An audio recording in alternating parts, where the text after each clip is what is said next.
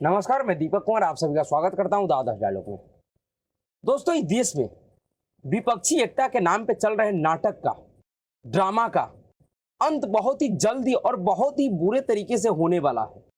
जिसका शुरुआत दिल्ली की राजनीति से हो चुका है। दरअसल दिल्ली में कांग्रेस पार्टी ने केजरीवाल का कांड कर दिया, तो पश्चिम बंगाल में ममता बनर्जी ने कांग्रेस पार्टी का ही कांड कर दिया। और इन तमाम घटनाओं को देखते हुए अब तो स्पष्ट होने लगा है कि ये जो बिहार का सीएम नीतीश कुमार जिस तरीके का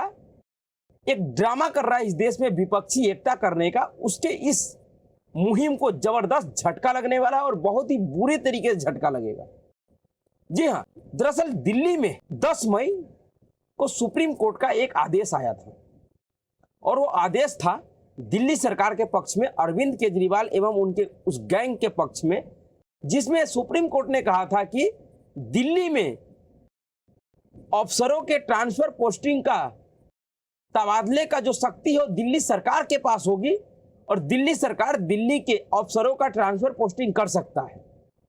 जबकि सभी को पता है कि दिल्ली एक पूर्ण राज्य नहीं है, वो केंद्र शासित प्रदेश है, उसमें भी दिल्ली देश का राजधानी है। पर सुप्रीम कोर्ट के इस आदेश के बाद, सुप्रीम कोर्ट के इस आदेश के 8 दिनों के बाद ही केंद्र सरकार ने, गृह मंत्रालय ने सुप्रीम कोर्ट के उस आदेश के अनुरूप ही एक अध्यादेश लाया दिल्ली के मामले में, और अध्यादेश के माध्यम से दिल्ली सरकार से वो सारी शक्ति फिर से छीनकर केंद्र सरकार ने अपने हाथों में ले लिया। उसके बाद से पूरा केजरीवाल गैंग परेशान है, बिलबिला रहा है और देश में तमाम ऐसे नेताओं के दरवाजे पे अपना सर और नाक रगड़ने को मजबूर हुआ है, जिन नेताओं को एक समय केजरीवाल जोर जोर से चिल्लाकर कहता था कि इन सबके खिलाफ मेरे पास सबूत है, सबके सब भ्रष्टाचारी है, अगर एक बार मैं इस सरकार में आ गया तो इन सभी नेताओं को मैं जेल भेज दूंगा। आज उन्हीं नेताओं के दरवाजे पे नाक रगड़ने को मजबूर है,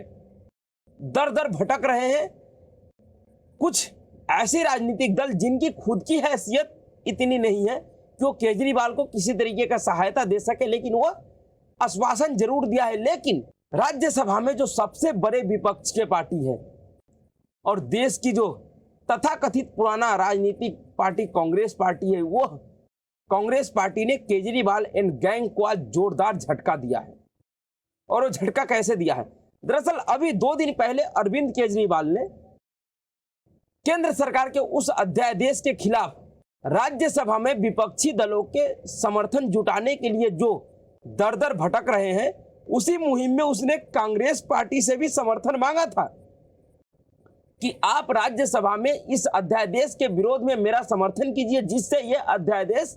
कानून का रूप न ले सके और मुझे मिला हुआ शक्ति मेरे हाथ में आ जाए, जिसके बाद मैं नंगा नाच कर सकूं। जिस तरीके से 10 तारीख के फैसले के बाद केजरीवाल ने दिल्ली में नंगा नाच किया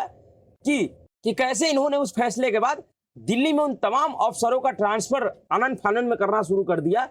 जो अफसर इनके भ्रष्टाचार के खिलाफ जांच कर रहे थे। उसी तरीके का यह भावना पाले हुए देश के तमाम विपक्षी पार्टियों से, नेताओं से ये समर्थन जुटा रहे हैं। उसी कड़ी में इन्होंने कांग्रेस पार्टी से समर्थन मांगा था, जिसका दिल्ली कांग्रेस और पंजाब कांग्रेस के नेताओं ने पुरजोर तरीके से विरोध किया था, जिसके विरोध के सामने कांग्रेस आला कमान को भी झुकना पड़ा है। दरअसल कांग्रेस आला कमान, जो तथाकथित आला कमान है कांग्रेस पार्टी का, उनका तो मन था अंदर से कि मैं केजरीवाल एंड गैंग का सपोर्ट करूं, क्योंकि उनको पता है कि हमें भी इसकी जरूरत है। क्योंकि जिस तरीके से केजरीवाल एंड गैंग ने कांग्रेस पार्टी को पहले दिल्ली में निगल गया, उसके बाद पंजाब में निगल गया, उससे कहीं ना कहीं कांग्रेस पार्टी को भी लग रहा है कि कांग्रेस पार्टी के जो चुनाव का तरीका है, जो उनका वोटर है, उनके ऊपर केजरीवाल एंड गैंग का बहुत ही गहरा प्रभाव है, जिस प्रभाव से बचने के लिए आला कमान का तो इच्छा था कि मैं केजरीवाल एंड गैंग का सहायता करूं, लेकिन जो राज्य की कांग्रेस इकाई का जो नेता है, उन्होंने इस बात का पुरजोर विरोध किया, जिसके विरोध के सामने आला कमान को भी झुकना पड़ा। और लगभग अब फाइनल हो गया है कि कांग्रेस पार्टी अरविंद केजरीवाल का केंद्र सरकार के अध्यादेश के मामले में किसी तरह का कोई सहायता नहीं करेगा, इसका समर्थन नहीं करेगा। और कांग्रेस पार्टी का समर्थन ना करना, अरविंद केजरीवाल के खिलाफ संसद में वोटिंग करना या नहीं करना या वॉकआउट करना, यह जितना बड़ा झटका अरविंद केजरीवाल के लिए, उससे कहीं बड़ा झटका बिहार के सत्ताधारी कुर्सी के लालची मुख्यमंत्री नीतीश कुमार के लिए। जी हां, क्योंकि अगर राज्यसभा में, और कांग्रेस पार्टी ने सिर्फ समर्थन का, विरोध का ही बात नहीं किया, उन्होंने यह भी कहा है कि 2024 के चुनाव में आम आदमी की पार्टी के साथ वो किसी भी तरीके का कोई गठबंधन नहीं करेगा। तो एक बात तो स्पष्ट हो गया कि जिस खेमे में अरविंद केजरीवाल रहेगा, उस खेमे में कांग्रेस पार्टी नहीं रहेगी, और जिस खेमे में कांग्रेस पार्टी रहेगा, उस खेमे में अरविंद केजरीवाल नहीं रहेगा। तो फिर यह जो नीतीश कुमार जो है प्रयास कर रहा है, अभी कुछ दिन पहले अरविंद केजरीवाल के पास गया था, उसको भी सहलाया, फिर कांग्रेस पार्टी और राहुल गांधी ने इसको अपने दफ्तर बुला के फिर नीतीश कुमार को जो समझाया, जो बताया, उससे इनको भी अपनी औकात समझ में आ गई। तो दरअसल ये जो विपक्षी एकता का जो नाटक हो रहा है, ये पूरी तरह से एक खिचड़ी टाइप का हो गया है।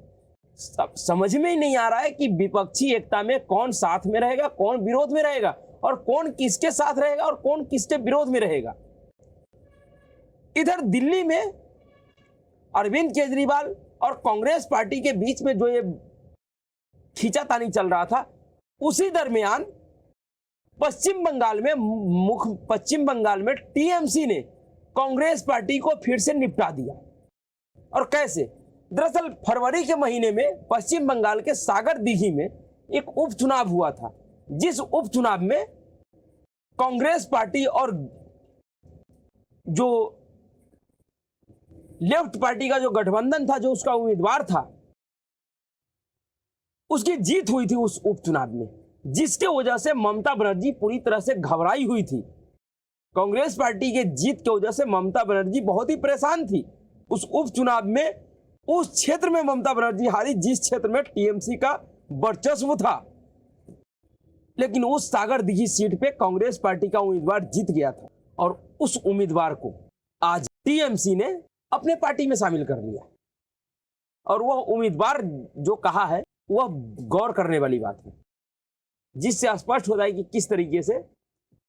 इस विपक्षी एकता में मनमुटाव चल रहा है। दरअसल पश्चिम बंगाल विधानसभा में कांग्रेस फिर शून्य हो गई है। कांग्रेस के विधायक वायरन बिस्वा ने सागर दीघी उपचुनाव जीतने के 3 महीने के भीतर इस्तीफा दे दिया। उन्होंने पश्चिम बंगाल मिदनीपुर के घाटल में तुलमुल के नवज्वार कार्यक्रम में अभिषेक बनर्जी के हाथों से तुलमुल का झंडा ले लिया। सोमवार को पंचायत चुनाव से पहले कांग्रेस खेमे को झटका लगा है। हालांकि पार्टी नेता अधीर रंजन चौधरी का दावा है कि उनको फायदा होगा, लेकिन अधीर रंजन चौधरी ने भी कहा है कि दरअसल इस वायरन बिस्वा को तुलमुल कांग्रेस पार्टी ने लालच दिया, और जब लालच से नहीं माना तो उसको डराया धमकाया गया, जो कि सच हो सकता है, क्योंकि पश्चिम बंगाल में जिस तरीके का राजनीति ममता बनर्जी कर रही है, वह इस देश के लोगों से छुपा हुआ नहीं है। कि किस तरह से चुनाव जीतने के लिए या चुनाव में जीतने के बाद पश्चिम बंगाल में अपने विरोधियों के खिलाफ माहौल बनाता है। 2021 के विधानसभा चुनाव के बाद जिस तरीके का नजारा था पश्चिम बंगाल में, उनको देखते हुए अधीर रंजन चौधरी अगर यह आरोप लगा रहा है कि ममता बनर्जी और तृणमूल कांग्रेस ने इस कांग्रेस पार्टी के इस नेता को धमकाया है, डराया है, तो इससे इनकार नहीं किया जा सकता है। लेकिन फिर भी एक तरफ तो इस देश में विपक्षी एकता के नाम पे एक नाटक चल रहा है। जगह जगह के लोग कभी इस नेता से कभी उस नेता से मिल रहे हैं, बैठ के कर रहे हैं, और उसमें सबसे महत्वपूर्ण भूमिका नीतीश कुमार निभा रहा है, जिसको ऐसा लगता है कि 2024 में उनको प्रधानमंत्री पद का उम्मीदवार बना दिया जाएगा। लेकिन शायद उनको पता नहीं है कि कुछ भी हो जाए, उनको प्रधानमंत्री पद का उम्मीदवार नहीं बनाया जाएगा। पर इन विपक्षी एकता के बीच में, इन पार्टियों के बीच में जो ये नाटक है, नौटंकी चल रहा है, इससे स्पष्ट हो रहा है कि इस देश में विपक्षी एकता सिर्फ और सिर्फ एक ढकोसला है, एक नाटक है, एक नौटंकी है। और इसी तरीके का एक नौटंकी का बहुत ही बड़ा आयोजन बिहार में भी होने वाला है। उस आयोजन में किस नेता का क्या बयान रहता है, क्या उसमें सहमति बनती है, वो तो 12 जून को शायद बैठक है, उस बैठक के बाद पता लगेगा। लेकिन फिलहाल जिस तरीके का नजारा दिख रहा है इन पार्टियों में, जिस तरीके से किसी राज्य में जो गठबंधन में वो दूसरे राज्य में उस पार्टी के विरोध में है, कोई कहता है कि मैं कांग्रेस के साथ नहीं रहूंगा तो कांग्रेस कहता है मैं उसके साथ नहीं रहूंगा, कोई ये कहता है कि सबको मैं एक जगह मिला के रहूंगा। तो ये जो ड्रामा चल रहा है इससे जनता भी कंफ्यूज हो रही है और परिस्थिति भी इसी तरीके का बन रहा है कि इस देश में विपक्षी एकता जैसी कोई चीज नहीं होने वाली है, चाहे कितनी भी प्रयास कर ले। तो अभी के लिए इतना ही। अगर आपको वीडियो अच्छा लगा तो वीडियो को लाइक कीजिए, शेयर कीजिए और चैनल को सब्सक्राइब कीजिए। नमस्कार।